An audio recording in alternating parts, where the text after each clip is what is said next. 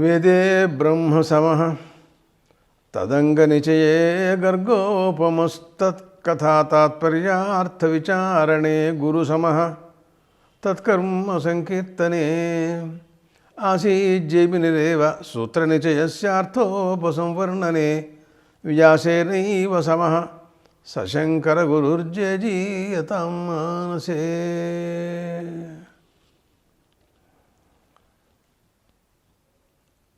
ఛాందోగ్యోపనిషత్తులో దహర విద్య,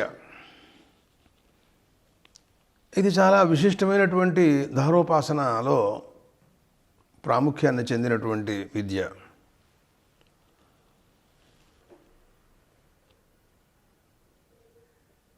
ఈ దహర విద్య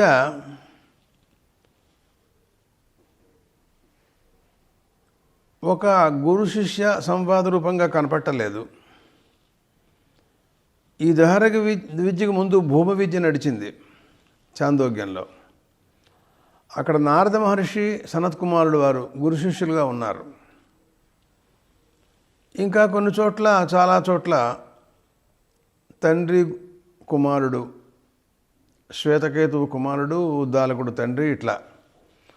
కానీ ఇక్కడ ప్రశ్న సమాధానాల రూపాల్లో గురు శిష్యులు ఉన్నట్లుగా మనం అర్థం చేసుకోవాలి. ఇతర ఉపనిషత్తుల్లో ఒక చోట ఒకప్పుడు ఇట్లాగే ఉంటుంటాయి, కేనోపనిషత్తు అలాంటివన్నీ కూడాను. ఇది సామాన్యులకి ఆత్మవిజ్ఞానాన్ని బోధించడం కోసమని ఉపాసన ద్వారా వారికి పరమాత్మపరమైనటువంటి మనస్సు లభించడం కోసం చేసే ప్రయత్నం. ఇంతవరకు ముందు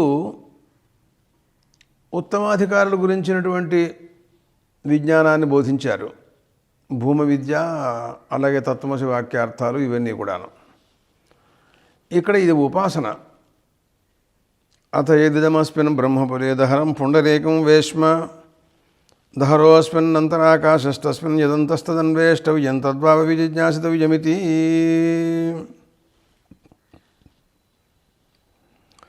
ఇక్కడ అస్మిన్ బ్రహ్మపురే దహరం పుండరీకం వేష్మ దృశ్యతే అని ప్రారంభం. ఈ శరీరం బ్రహ్మపురం అని పేరెట్టాడు దీనికి. ఇది పురంగాను ఒక నగరం, పురశబ్దానికి నగరం అని అర్థం. బ్రహ్మ సాక్షాత్కారానికి యోగ్యమైనటువంటి శరీరం మానవ శరీరం. అటువంటిది కాబట్టి దీనికి బ్రహ్మపురం అని పేరు.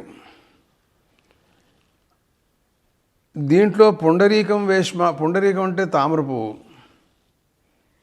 దాంతో ఇంచుమించుగా సమానంగా ఉండేటటువంటి ఒకనొక వేష్మ గృహం ఉంది అన్నాడు. హృదయం అన్నమాట అది. అది ఎంత ఉంది అంటే దహరం అంటే అల్పంగా ఉంది, చిన్నదిగా ఉంది అని అర్థం అన్నమాట. అస్మిన్ అని అంటం చేత ఎదురుగా కనపడుతోంది కాబట్టి ఈ బ్రహ్మపురం శరీరం అస్మిన్ అని ఇదం శబ్దంతో ప్రయోగించాడు. దహరోస్మిన్నంతరాకాశ, ఈ లోపల ఉండేటటువంటి ఆ హృదయంలో ఒక ఆకాశం ఉందన్నారు. ఆ ఆకాశం ఏముంది, ఏమిటి, అది ఎలాంటిది, దాని స్వరూపం ఏమిటి? కానీ ఇక్కడ యదంతస్తన్ అన్వేష్టవ్యం తద్వావ విజిజ్ఞాసితవ్యం అని కొన్ని మాటలున్నాయి. దాని లోపల ఏముంది, దాన్ని మీరు తెలుసుకోవాలి అనేటటువంటి మాటలు సామాన్యాకారైన బయటికి కనపడుతున్నాయి. ఇక్కడ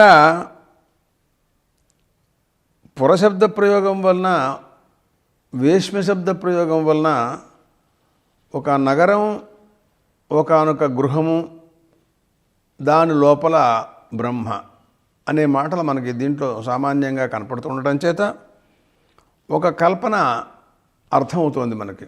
భాష్యకారులు కూడా దాన్ని, ఆ కల్పనను చేశారు.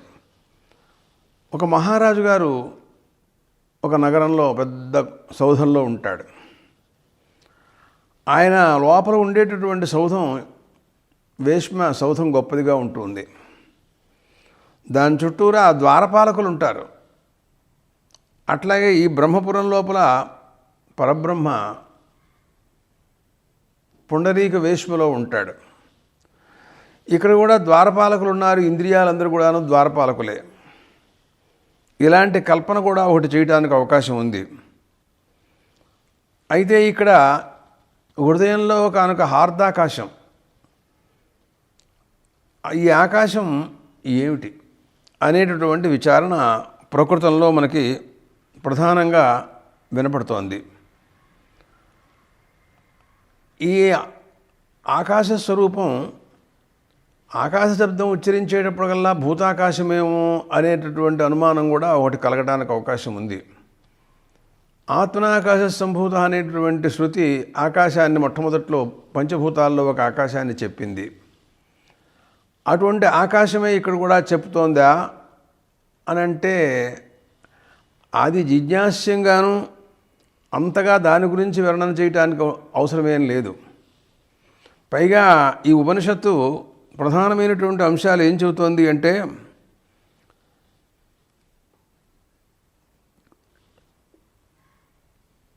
హృదయ పుండరీక స్వరూపాన్ని గురించి, సత్యకామ సత్యసంకల్ప అనేటటువంటి ఆత్మగుణాలను గురించి, ఏతద్ గుణ విశిష్టమైనటువంటి ఆత్మస్వరూప పరిజ్ఞానంలో సాధనాలుగా బ్రహ్మచర్యం, తపస్సు మొదలైన వాట్లని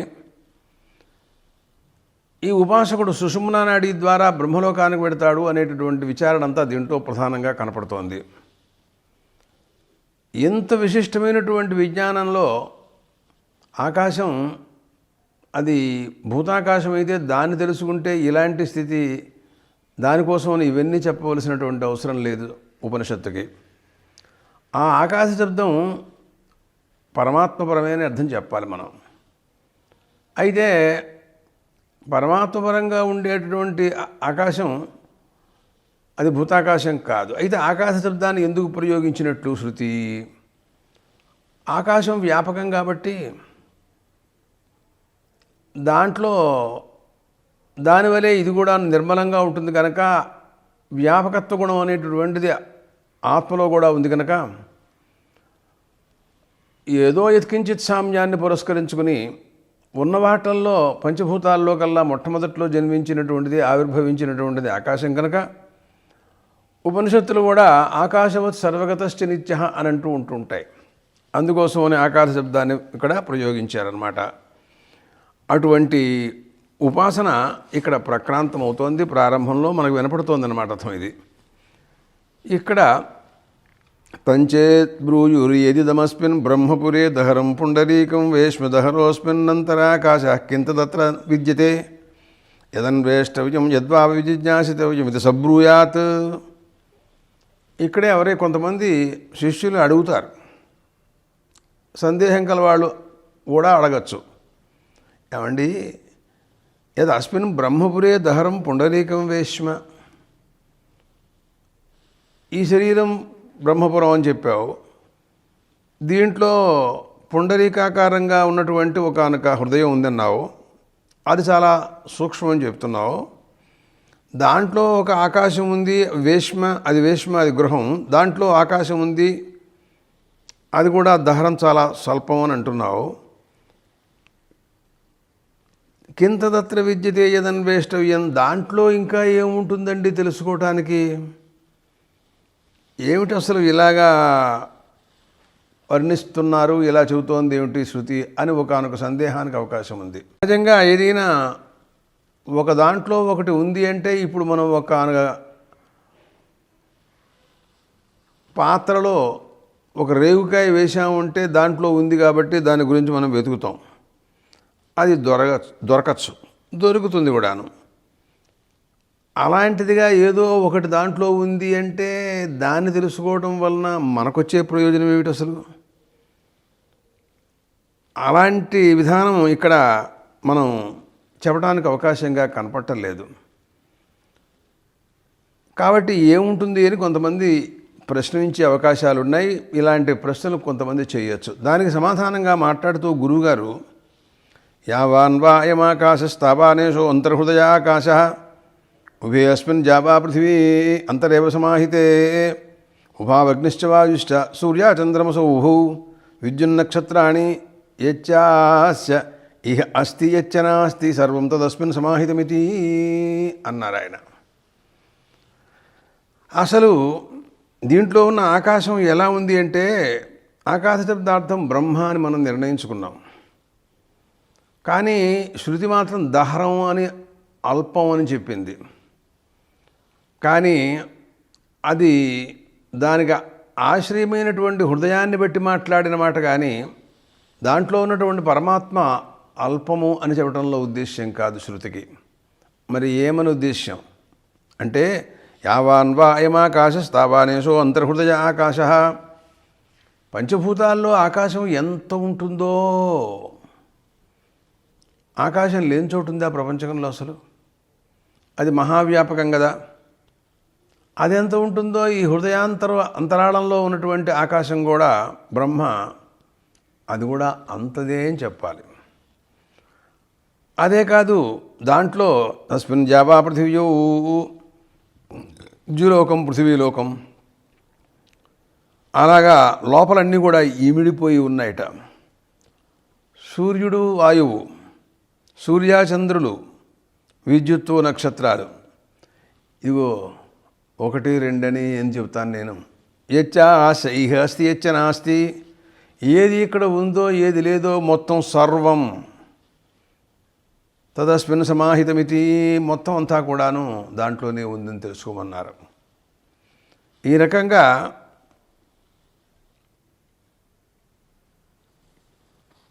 ఈ విజ్ఞానాన్ని అంతటినీ కూడాను శిష్యుడు సందేహ నివృత్తి కోసమని గురువుగారు ఈ విషయాన్ని అంతటినీ కూడాను నిరూపించారు. తరువాత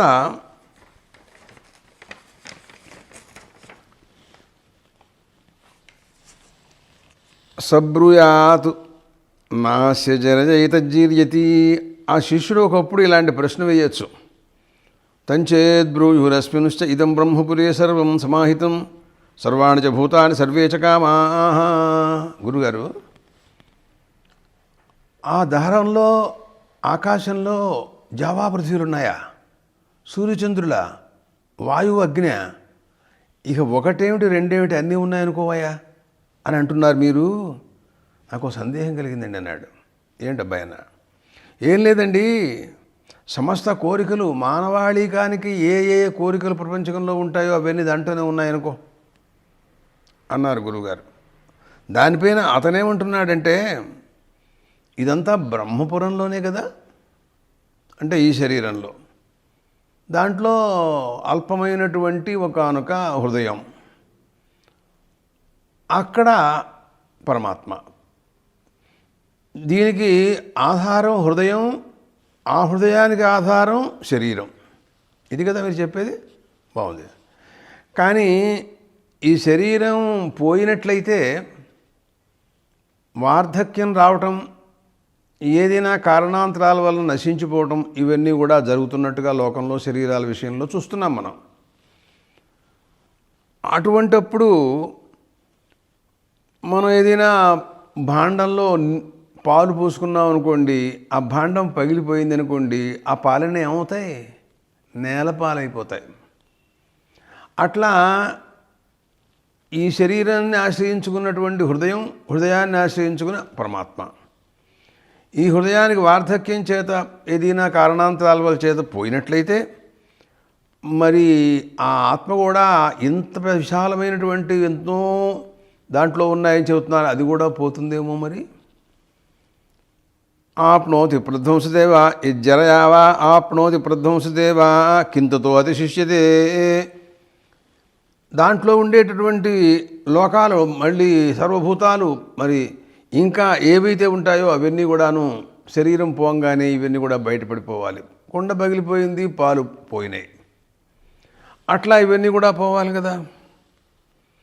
మరి ఇదేమిటండి ఇలా ఉంది?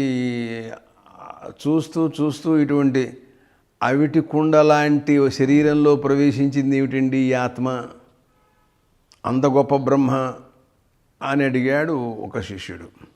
దానికి సమాధానం చెబుతూ గురువుగారు అన్నారు, అబ్బాయి సబ్రూయా నా సజరజా యతజీర్యతి. ఆ శరీరానికి వార్ధక్యం వచ్చినా ఆత్మకి వార్ధక్యం రాదు. అది అట్లాగే ఉంటుంది. నవధేనాశ హన్యతే.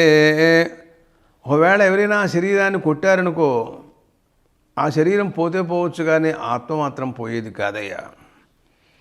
సత్యం, అది సత్య పదార్థం. అసలు అది బ్రహ్మపురం అస్మిన్ కామా సమాహితా.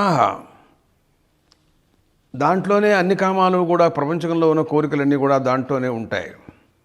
నీకు ఏమనుకుంటున్నావు? నువ్వు ఇహలోక భోగాలు అనుకుంటున్నావా? దాంట్లోనే ఉంటాయి. పరలోక భోగాలు అనుకుంటావా? ఆత్మలోనే ఉన్నాయి.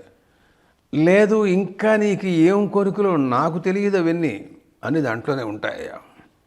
అసలు ఒక మాట చెప్తాను వినబ్బాయి.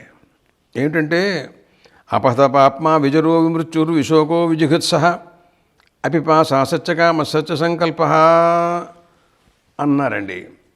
దాని గురించి వివరణ ఇస్తూ ఆయన ఏమన్నారంటే, ఆ స్వరూపం ఎలాంటిది అని దాని గురించి మాట్లాడుతూ, అపహత పాప్మ, దానికి ఎటువంటి పాపాలు అంటావు? లేవసలు పాపాలు దానికి. విజరహ అంటం చేత దానికి వార్ధక్యం కూడా లేదు. విమృత్యు, మృత్యువు లేదు. శోకం లేదు. విజిగత్సః, ఆకలి తిందాము అనేటటువంటి కోరిక కూడా దానికి లేదు. అపిపాస, తాగుదామనేటువంటి వాంఛ కూడా లేదు. సత్యకామ సత్య సంకల్ప, దాని కామం దాని సంకల్పాలన్నీ కూడాను సత్యంగా ఉంటాయి. యథా హ్యేవ యథా ప్రజా అన్వావిశంతి యథా అనుశాసనం ఏం కామం అభికామా భవంతి ఏం జనపదం ఏం క్షేత్రభాగం తంతమేవ ఉపజీవంతి. అది కాదయ్యా, మరొక విషయం కూడా నీకు చెప్పాల్సిన విషయం ఏమిటంటే, దాన్ని ఉపాసన చేసిన వారు, ఆత్మోపాసన చేసిన వారు, ఇలా దహర విద్యలో ఆత్మస్వరూపాన్ని ఉపాసన చేసిన వాళ్ళు ఉంటారే, వాళ్ళందరూ కూడాను ప్రజలు వీరిని అందరూ ప్రపంచమంతా అనుసరిస్తూ ఉంటారు. అతను మోహోపాసకుడు. అతనికి లభించినటువంటి విషయాలంటూ ఉండవనుకో. ఒక రాజుగారు ఉన్నాడనుకో, ఆ రాజును అనుసరించి మిగిలిన వాళ్ళంతా వెనకాల పెడుతూ ఉంటారు. ఆయన శాసనానికి బద్ధులై అందరూ కూడాను ఎవరు ఏ పనులు చేయాలో అలాంటివన్నీ కూడా వాళ్ళందరూ చేస్తూ ఉంటారు. అలాగా ఈ ఉపాసకుడిని కూడా అందరూ కూడా అట్లాగే అనుసరిస్తూ ఉంటారయ్యా. ఇతనికి ఏదైనా ఒక క్షేత్రం కానీ, ఒక భాగం కానీ, ఒక కోరిక కానీ ఏదైనా ఒకవేళ ఉంటే అవన్నీ కూడాను సిద్ధమైపోవటమే కానీ అతనికి లభించకపోవటం అనే మాట ఉండదనుకో.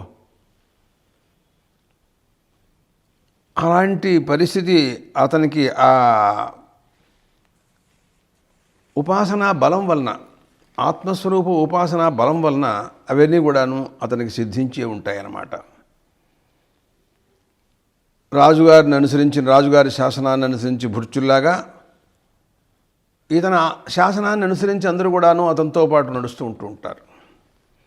తజ్జధేహ కర్మజితో లోకః క్షీయతే ఏవమేవాముత్రపుణ్యతో లోకః క్షీయతే తజ్జయ్య ఆత్మానం అననువిద్య వ్రజంతి ఏతాంశ్చ సత్యాన్ కామాన్ తేషు సర్వేషు లోకేషు అకామచారో భవతి అన్నారు.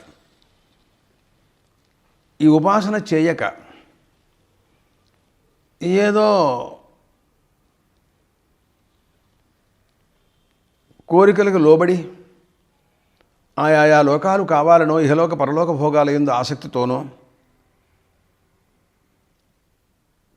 వాళ్ళు కర్మల యందే ప్రవర్తించి తన యందే సమస్త కోరికలు కలిగినటువంటి ఆత్మస్వరూపాన్ని గుర్తెరగక ఏదో బయటకు వెళ్ళి ఎక్కడికో వెళదామని, ఏదో లోకాలు పొందుదామని ఆశతో ఒకవేళ కర్మలు చేశారనుకో, ఆ కర్మలు తద్వారా దేహాంతమందు కర్మఫలం అనుభవించడానికి లోకాంతరాల్లోకి వెడతారు.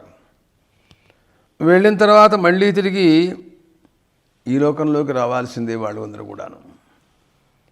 తయ్య ఆత్మానం అననువిద్య వర్జంతి, ఆత్మానం అనను విద్య, ఆత్మస్వస్వరూపాన్ని ఎరగరు వాళ్ళు. తెలియక ఆచార్యులు, గురువులు, వేదాంతములు చెప్పేటటువంటి మాటలను పట్టించుకోక సహజ సిద్ధమైనటువంటి అజ్ఞానవశాత్తు కర్తృత్వాదులన్నీ ఆరోపించుకుని అజ్ఞాన మూలకంగా ప్రవర్తించినట్లయితే ఆ కర్మానుష్ఠానం వలన ఆయా లోకాలు రావటం సత్యం, వస్తాయి. కానీ మళ్ళీ తిరిగి వాళ్ళు అకామచారోభవతి, స్వేచ్ఛానుసారంగా జీవనం మాత్రం వాళ్ళకి ఉండదు. ఆ లోకంలో బద్ధులై ఆ కర్మఫలం అయింది అంటే ఉత్తరక్షణంలో మళ్ళీ తిరిగి కిందకి రావాల్సిందే. అతయే ఆత్మానమును విద్య వ్రజంతి, ఎవరైతే ఈ ఆత్మస్వరూపాన్ని ఉపాసన చేస్తారో, దహర విద్యలో దహర విద్య ద్వారా పరమాత్మ స్వరూపాన్ని ఎవరైతే ఉపాసన చేస్తుంటారో వాళ్ళు ఏతానుష సత్యాన్ కామాన్, సమస్తమైనటువంటి లోకాలు, తేషు లోకేషు సర్వేషు కామచారో భవతి, వాళ్ళ ఇష్టం.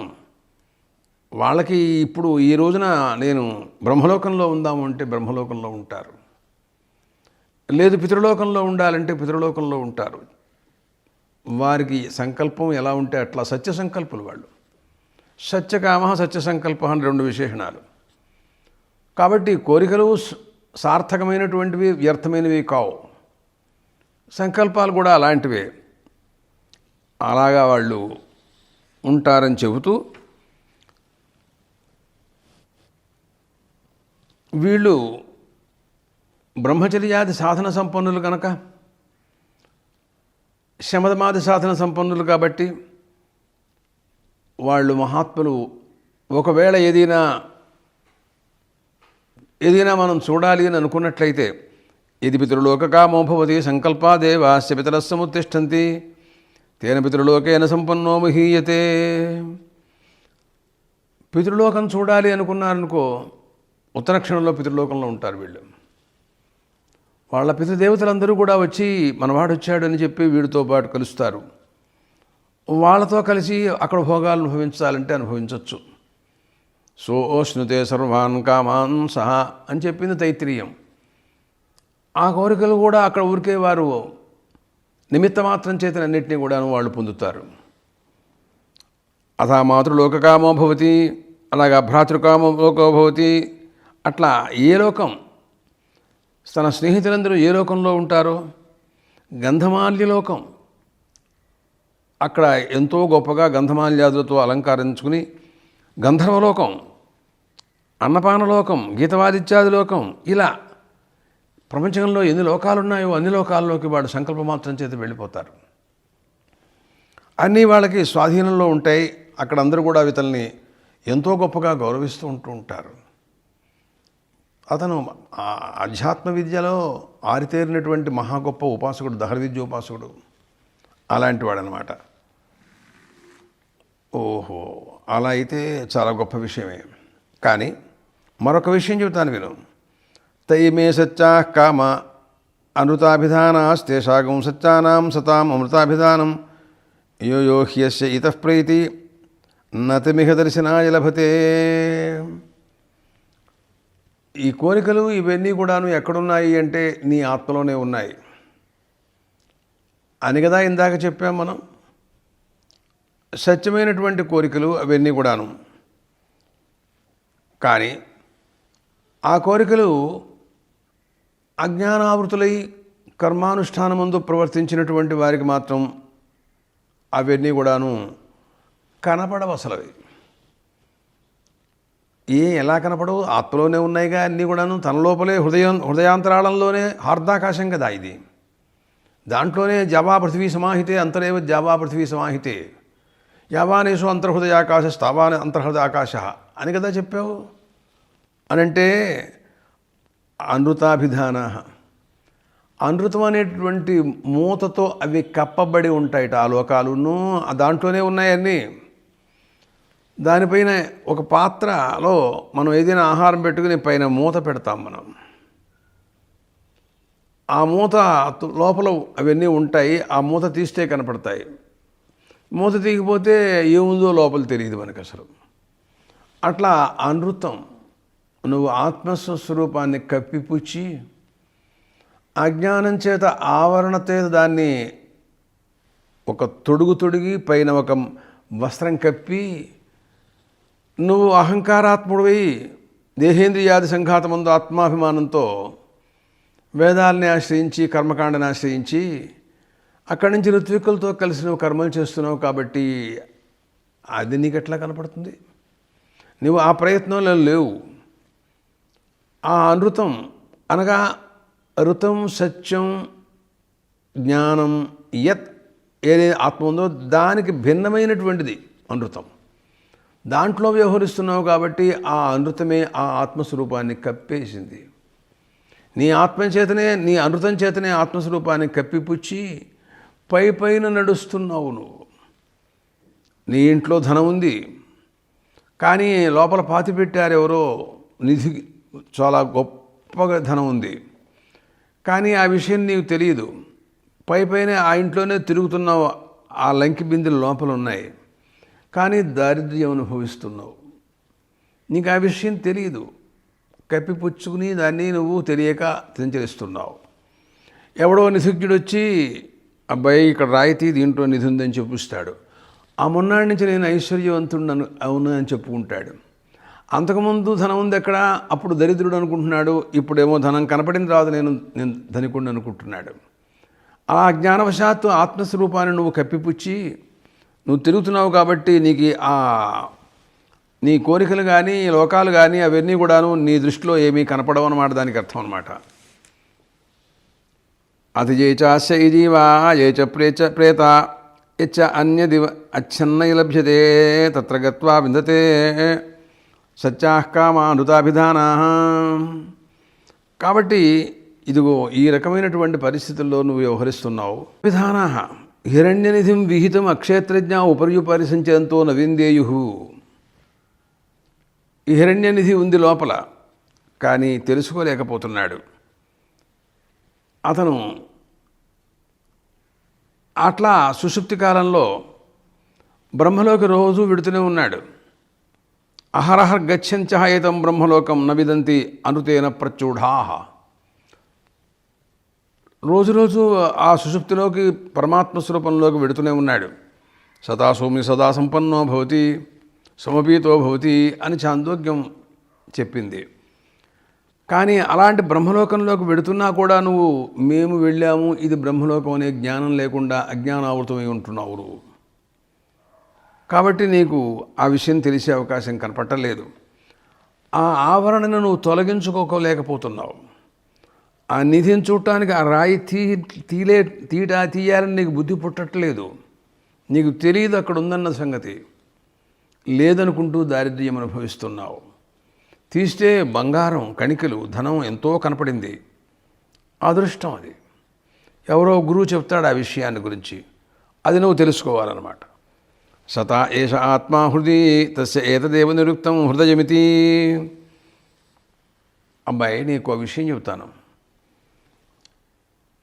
ఏమండి, మీరు చెప్పినటువంటి మాట ప్రకారంగా హృదయ పుండరీకం చాలా చిన్నది, అల్పం అని మీరు అన్నారు. అక్కడ ఆత్మ ఉందని చెబుతున్నారు. అది దాంట్లో బ్రహ్మాండములన్నీ కూడా దాంట్లోనే ఉన్నాయి. సత్యాలు కామాలు జవాబులు అన్నీ ఉన్నాయని చెబుతున్నారు మీరు. అక్కడ హృదయంలో ఆత్మ అన్న సంగతి మనం ఎలాగా తెలుసుకోగలుగుతామండి? చెప్పాను కదా నీకు విషయం, కొంచెం వివరించండి అని అడిగాడు ఆ పిల్లాడు. దానిపైన మాట్లాడుతూ ఆయన అన్నారు, అబ్బాయి హృది అయం హృదయం, నీకు ఎందుకు వచ్చిన మాటలు? ఈ 10 మాటలు అనవసరం అబ్బాయి.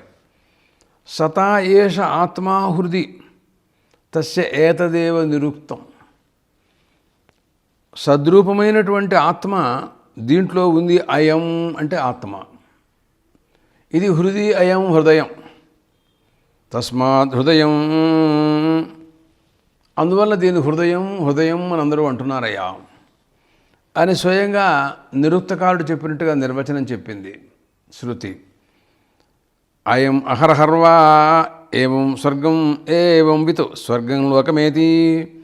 ఈ రహస్యం తెలిసినవాడు రహస్యం, ఈ తత్వాన్ని తెలిసిన వాడు స్వర్గలోకంలో ఉంటాడనయ్య అని ఆత్మ ఎక్కడో లేదు అని చెప్పడం కోసమని ఈ మాటలన్నీ కూడాను పరిపూర్ణంగా బోధించింది.